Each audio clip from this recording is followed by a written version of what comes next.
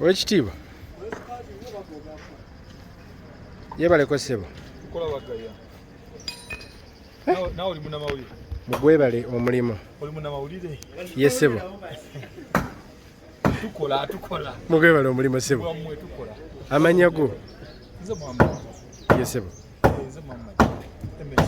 MHD mashallah bane mwebale kukola mukolo gwa Hajat ku Lusumu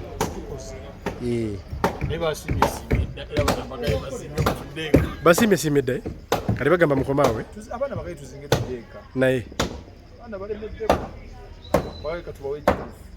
emputu ye nnyingi ennyo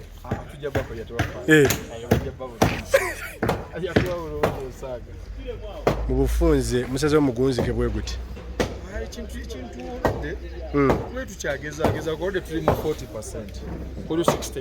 sokoleke kino kyemwakakola 40%. Hajat yali mutuufu tugamba nti agenda kukozesa ba ATM. Hajat yali mutuufu tugamba nti agenda kukozesa ba ATM.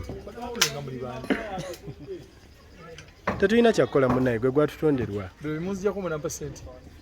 Sente? Simala kugerera mu kamera. Ate munyize bunyize. Undi yangu atuve wano. Ati Kampala. Wanji tata?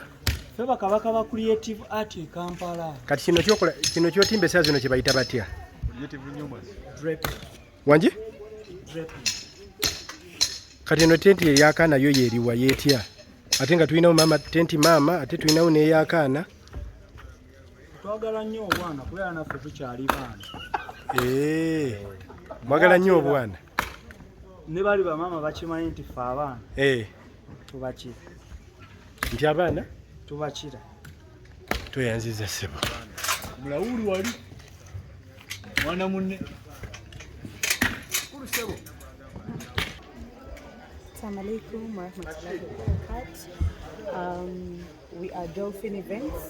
Tuli mu nteekateeka za Dr. Kulthum okwanjula kwa Dr. Kulthum nga yanjula Engineer Akram enkya inshallah. Twakakolako I think around 50% to 40%. Neither remaining 60% by morning hours tujja kuba to finalizing. We hope for a very beautiful day and tumwagaliza omukolo omulungi. Assalamu alaikum.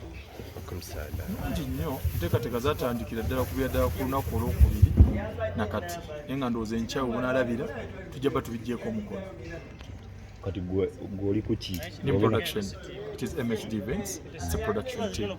Waliwo abantu abatakitegeera. Tuzze tubasabule ettaala, tubasabule LED screens. Bitera bba ku bantu abaafuna okitegeera bali abaakolamu. Kyolina omanya omukolo gwa birooto gugenda kumalayo. Hajat yakwesiga atya okuba nga yajja kampuni yammwe n'akola? Ebiseera ebisinga okwesiga omuntu kitegeeza kingi. Ekisooka omuntu aba takulabidde seconds. Kitegedde omuntu aba akulabye ebbanga, omuntu aba akoze follow-ups okumala okutuukako era nkakasa talabanga na ku risiiti yange bukyanga abeerawo. Wabula it is trust. Era n'olunaku lwa leero weetuli tuzekola tutuukiriza era enkya bonna natunula bwe buti tubayise mwina kadi